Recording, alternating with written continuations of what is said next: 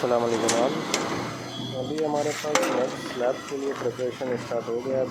Beam बार bending start हो चुकी है। जैसे कि अभी देखिए ये वाला बीम B20 4 लेग्स दिखाया गया है, जैसे कि मैं लास्ट टाइम भी एक वीडियो में दिखाया था।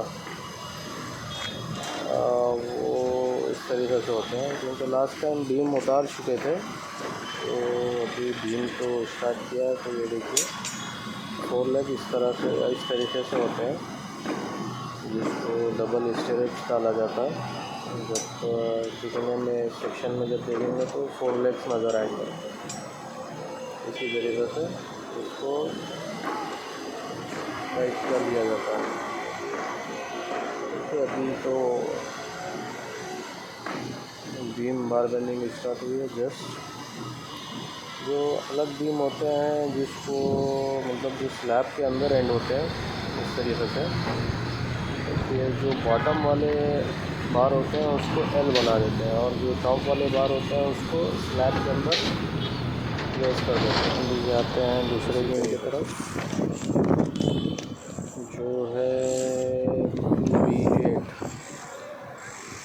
इस बिल्डिंग का दूसरा हैवी बीम है, जो जिसमें 32 के बाद यूज़ किए गए हैं। इसमें ये है कि ये बीम डबल लेंथ वाला है, तो स्पैन बहुत ज़्यादा है। तो टॉप एंड बॉटम में लैपिंग लगती है, तो लैपिंग इस तरीके से देंगे। अगर लेफ़्ट साइड है तो टॉप में एक लैपिंग आएगी, बॉटम में एक लैपिंग आएगी, इस तरीके से देखिए। और राइट साइड पे भी सेम, जैसे अगर टॉप में लैपिंग आ रही है तो बॉटम में एक लैपिंग आनी चाहिए।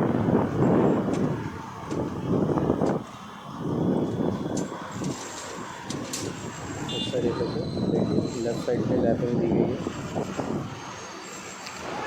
लेफ़्ट साइड पे लैपिंग दी गई है,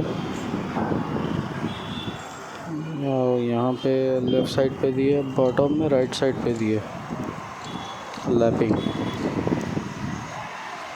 तो जब भी डबल लेंथ आ जाती है तो इस तरीके से बीम को कर सकते हैं। देखिए एक्स्ट्रा बार भी नज़र आ रहे हैं। और एक बीम डिटेल दिखाऊंगा मैं आपको, जो ट्रेनिंग का थर्ड हैवी बीम है, जो टॉप एंड बॉटम 2 लेयर्स में आते हैं। टॉप वाले लेयर में टॉप में 3 रॉड आएंगे 25 के, और बॉटम में सेम आएंगे जिस तरीके से। ये देखिए टॉप में 3 है, और सेकेंड लेयर में 2 रॉड आएंगे।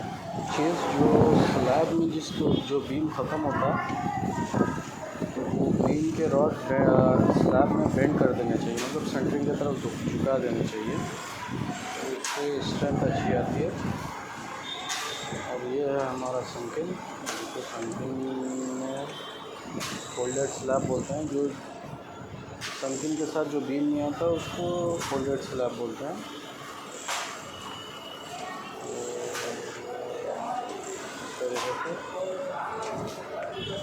तो संकिंग बार बेंडिंग जाती है। देखिए ऑलमोस्ट काम हो चुका है। ये वर्क बाकी है, और एक्स्ट्रा बार बेंडिंग बाकी है। और ये है हमारे लिफ्ट के बीम।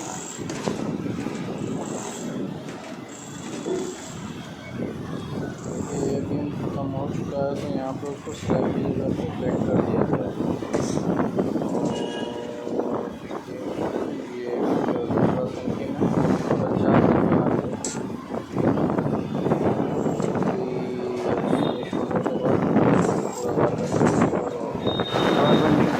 इलेक्ट्रिकल वर्क दिखाऊंगा आपको। अभी चलते हैं इलेक्ट्रिकल वर्क के पास। देखिए इलेक्ट्रिकल वर्क भी अभी हो चुका है। ज़्यादातर लोग क्या करते हैं कि मतलब जो बेडरूम हो, हॉल हो,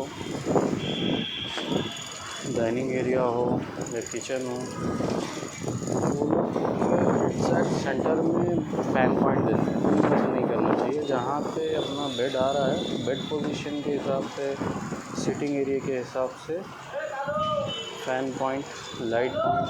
खैर फॉल सीलिंग रहती है तो उतना प्रॉब्लम नहीं आता है, जहाँ पे फॉल सीलिंग ना हो तो वहाँ पे प्रॉब्लम ज़्यादा आ जाता है। तो यहाँ पे तो जहाँ सिटिंग एरिया आ रहा है बेड पोजीशन के हिसाब से सेट किया है। देखिए ये हॉल हो गया, यहाँ पर संकिन में भी एक लाइट का पॉइंट आ गया। और ये जो रॉड छोड़े हैं वो एलिवेशन के लिए छोड़े हैं, तो जब एलिवेशन में कुछ स्लैब एक्सटेंड होगा तो उसके हिसाब से सेट कर देंगे।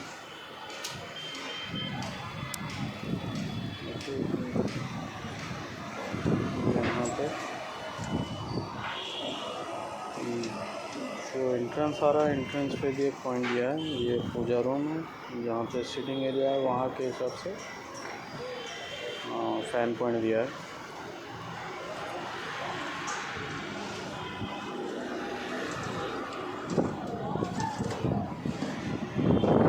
ये फ्लैट का भी एमसी बॉक्स। देखिए यहाँ पे भी डाइनिंग एरिया में भी जैसे रखना है फैन पॉइंट सिटिंग एरिया के हिसाब से सेट किया है। ये कॉरिडोर में चलो कॉरिडोर विड्थ में छोटा होता है तो इसलिए सेंटर में दिया गया है। तो ये सामने वाले फ्लैट में भी एमसी बॉक्स यहाँ पे आ गया, एमसीबी बॉक्स। और एक फ्लैट है यहाँ पे आ गया। देखिए उस सामने वाले फ्लैट में भी सेम जैसे बेड पोजीशंस आते हैं, स्क्रीन पोजीशन आते हैं, उसके हिसाब से फैन पॉइंट, लाइट पॉइंट दिया गया है। अगर कोई मतलब फॉल सीलिंग ना भी कराए तो उसको मतलब बेड पोजीशन के हिसाब से उसको फैन की हवा आ जाएगी। ये स्टेप्स हो रहे हैं हमारे।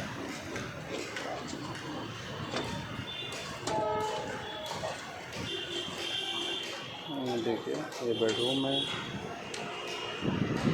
बेडरूम में 2 फाइन पॉइंट आ गए, एक सिटिंग एरिया के हिसाब से, एक बेड एरिया के बेड लोकेशन के हिसाब से। यहाँ पे भी एक बेडरूम आता है तो सेम वैसे ही दिया गया है।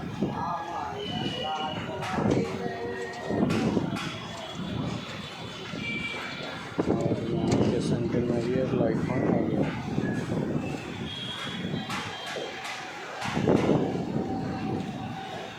ऑलमोस्ट काम खत्म हो गया है। आज नाइट में कंक्रीट है। देखिए बीम स्लैब की तरफ बेंड कर दिए गए, जो स्लैब में रॉड आते हैं बीम के उसको बेंड कर दिया गया, स्लैब की तरफ झुका दिया गया। इससे स्ट्रेंथ अच्छी आती है, वरना स्लैब में वाइब्रेशन होगा।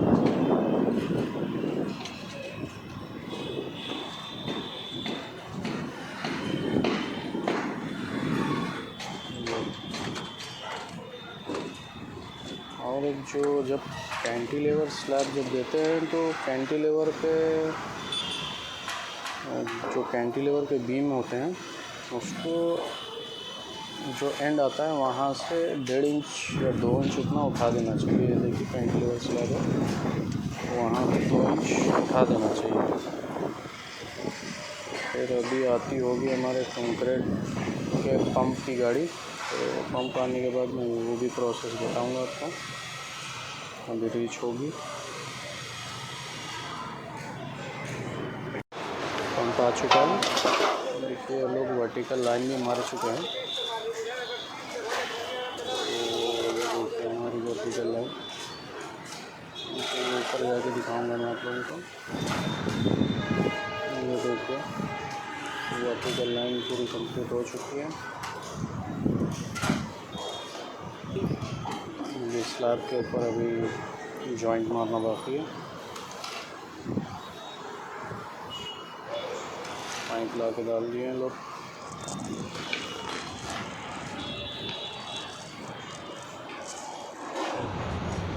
ये अभी तो कंक्रीट तो पूरे लाइन पे मार दी गई है। कंक्रीट का वेट है, उसको आ जाएगा फिर स्टार्ट हो जाएगा। मैं जा रहा हूँ ऊपर।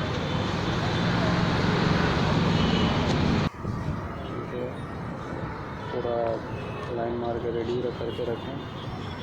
तो कंक्रीट की गाड़ी आ जाएगी फिर स्टार्ट हो जाएगा एक ही टाइम में।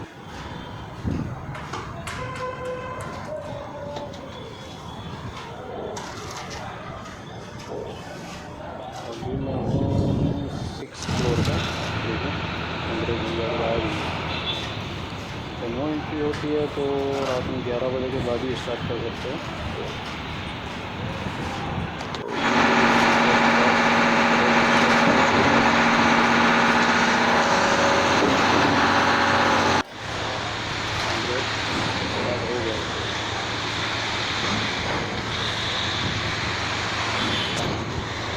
टोटल 5 किलोमीटर आएगा कंक्रीट स्लैब पर, क्योंकि 6 इंच स्लैब है। तो देखिए कहीं पे 6 आता है, कहीं पे 5 आता है। जो ज़्यादा स्पैन वाला स्लैब है वहाँ पे 6 इंच आता है। जैसे जैसे कंप्लीट हो ये लोग लाइन खोलते जाएंगे, लेकिन फिनिशिंग अभी स्टार्ट हो गई है। ऑलमोस्ट 50% स्लैब हो गया है।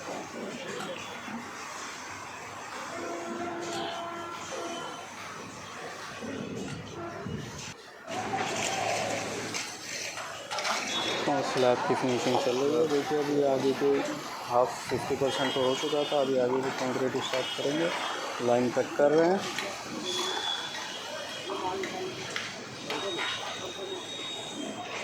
डंपा दे देना उसको। देखिए हमारा स्लैब कंप्लीट हो चुका है, अभी फिनिशिंग कर रहे हैं, लाइन नीचे उतार रहे हैं जो भी टाइम थे। नेक्स्ट वीडियो में इंशाल्लाह दिखाऊंगा मैं ब्रिक लेआउट और स्टार्टिंग से स्लैब के डिटेल्स दिखाऊंगा कॉलम स्टार्टर के साथ। जब तक मिलते हैं नेक्स्ट वीडियो में।